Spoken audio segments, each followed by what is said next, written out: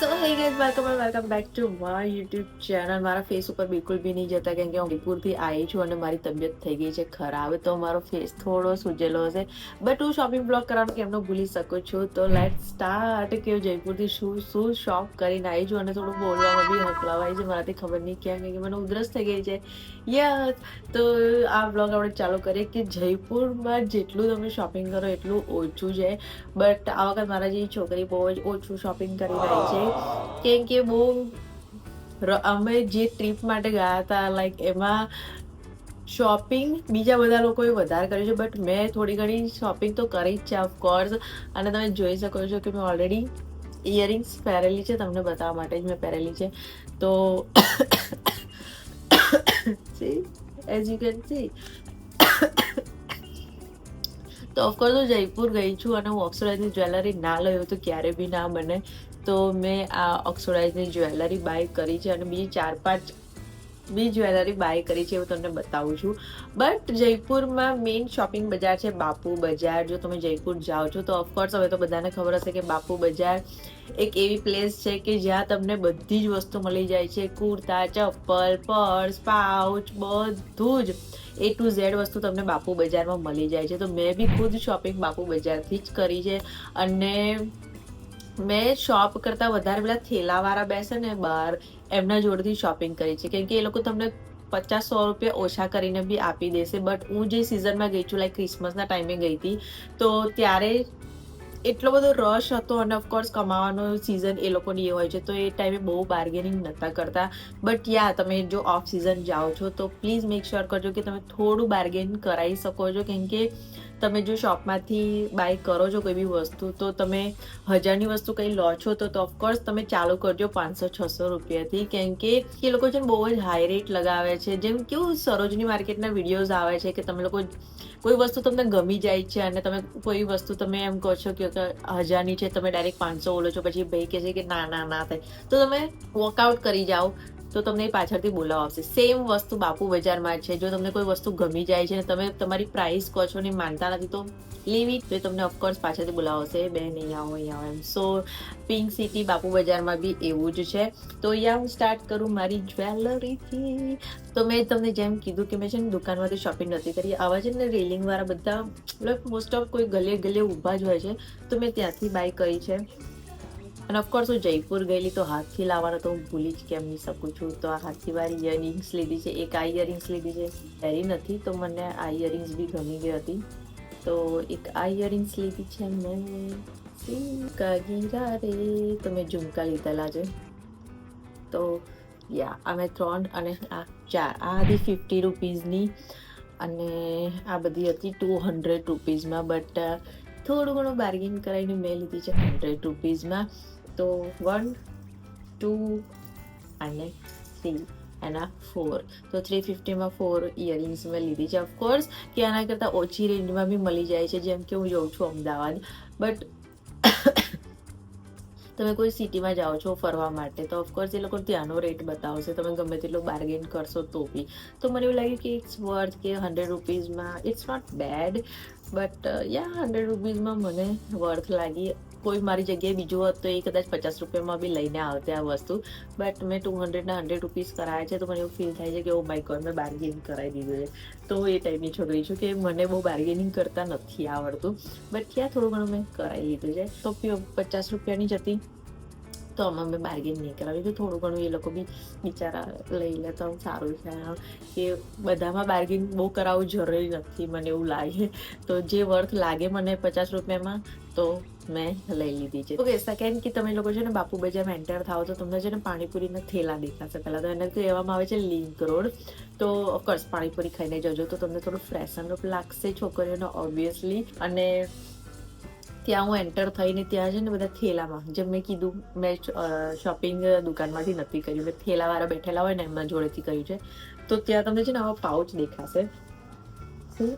તો આમ જયપુરની પ્રિન્ટ છે, બ્લોક પ્રિન્ટ, જે મને જોઈને જ ગમી ગઈ હતી. બહુ બધી ત્યાં તમને પ્રિન્ટના તમને દેખાશે ત્યાં પાઉચીસ. અને મને નથી ખબર, મેં પાઉચ જ્યારે જોયું તો મેં કીધું હું આ લઈ લઈશ. બટ મને એ નથી ખબર કે ચેન ખોલતા જ પાઉચની અંદર પાઉચ હશે. આમાં બી ચેન કરેલા પાઉચની અંદર પાઉચ હશે. સો મને નથી ખબર કે ઓકે 350 બોલતા હતા, બટ મને એવું હતું કે ખાલી આ પાઉચના 350 છે. મેં કીધું ઇટ્સ નોટ વર્થ ખાલી 350 એક પાઉચ નહીં. પછી એમણે મને કીધું કે 3 પીસના પાઉચ છે, તો આ 350 હતા. અને મને એવું લાગ્યું કે આ વર્થ છે, કેમ કે હું અહીંયા બી ચોટા બજારને એમાં જોઉં છું, તો મને એની થોડી ઘણી પ્રાઇસ ખબર છે. અહીંયા 500 રૂપીસના મળે છે, બટ આવી ક્વોલિટી નથી હોતી. આ મેઇન જયપુરનું છે, કોટન બેઝ છે, અને અંદરથી તમને છે ને પ્લાસ્ટિકનું આપેલું છે કે તમારે કોઈ બી એસેન્શિયલ વસ્તુ મૂકવાય, કે શેમ્પૂ છે કે તમારું કઈ બી વસ્તુ હોય, તો મારે તો એ માટે લેવું હતું. બટ એમણે 350 મને જો એક પાઉચને કીધા તો ઓફકોર્સ હું નહીં લેતે, બટ 3 પીસના એમણે થોડું ઘણું બાર્ગેન, મતલબ 50 રૂપિયા બાર્ગેન એમણે કરેલું, તો મને 300 રૂપીસમાં 3 પીસ પડ્યા છે. ઓફકોર્સ કે મને થોડા વર્થ લાગ્યા, તો મેં આ 300 રૂપીસમાં 3 પાઉચ લીધા છે. મળ્યા છે 300 રૂપીસમાં. ઓનલાઈન તમે આની પ્રાઇસ જોશો, ઇન્સ્ટા પર બી આવે છે, મેં બહુ બધા જોયા છે ઇન્સ્ટા. આના મોટા પર્સ બી હોય છે, બટ એ મેં બાય નથી કર્યો, ઓલરેડી મારા જોડે છે.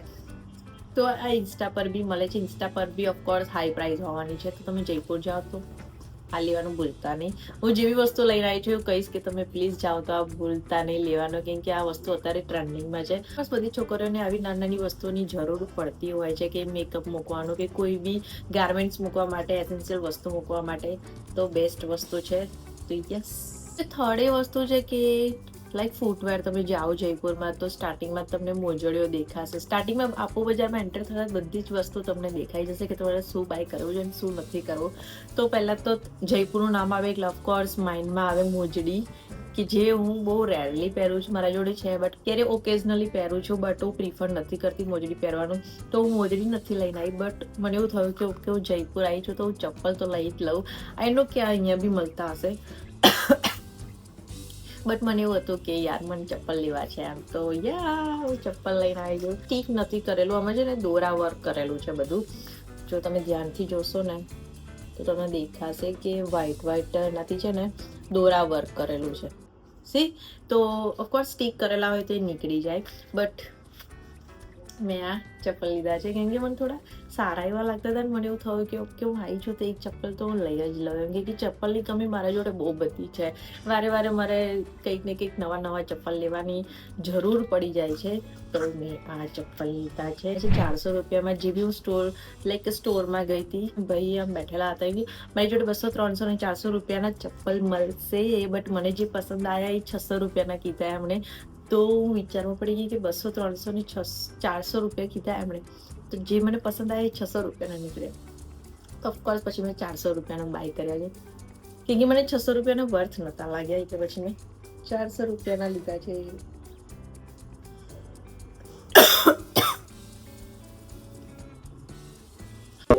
ઓકે, ફોર્થ શોપિંગ મારી એ હતી કે તમે જ્યારે બી જયપુર જાઓ છો તો તમે લાખનું નામ સાંભળ્યું હશે કે લાખના બેંગલ્સ. તો મને બી એ એક્સપિરિયન્સ કરવો હતો કે લાખના બેંગલ્સ બને છે શેમાંથી, લાખ વસ્તુ શું હોય. તો મેં ગઈ ત્રિપોલિયા માર્કેટમાં. જો તમારે લાખના બેંગલ્સ લેવા તો તમે ત્રિપોલિયા માર્કેટ જઈ શકો છો. તમને આજુબાજુ લિંકમાં બધે જ લાઈવ ડેમો સાથે તમને બતાવશે કે કેવી રીતે બનાવે છે, શું છે, તમારે કેવી પેટર્ન જોઈએ છે. તો મેં બી લાખના બેંગલ્સ કરાયા છે. મેં ગૂગલ પરથી ફોટો એમને આપેલો કે મને સેમ આવવા જોઈએ છે, તો એમણે મને સેમ બનાવીને આપ્યા છે. તમે જોઈ શકો છો અહીંયા લાઈવ ડેમો બી ચાલતો હતો. અને પછી મેં ડિસાઈડ કર્યું કે ઓકે નહીં, હું મારા કસ્ટમાઇઝ બનાવડાવીશ. એમની જોડે હોય છે બનેલા, બટ એ 250ના હોય છે. જો તમારે કસ્ટમાઇઝ કરાવવા હોય છે તો 100 રૂપીસ અલગથી ચાર્જ કરે છે. તો મેં આ 100 રૂપીસ અલગથી આપી અને બનાવડાયેલા, કેમ કે મારે જોવું બી હતું કે લાખના બેંગલ્સ બને છે કેવી રીતે. મેં આનો શોર્ટ્સ વિડીયો બી મૂકેલો છે, તો તમે જોયો ના હોય તો પ્લીઝ જઈને જોઈ આવો, તો તમને ખબર પડશે કે લાખના બેંગલ્સ બને છે કેવી રીતે. આ મને 350માં પડ્યા છે, બટ મને એવું લાગ્યું જોઈને કે 350 બી એ લોકો જેવી રીતે મહેનત કરીને બનાવે છે, મને એવું લાગ્યું કે 350 બી ઓછા છે.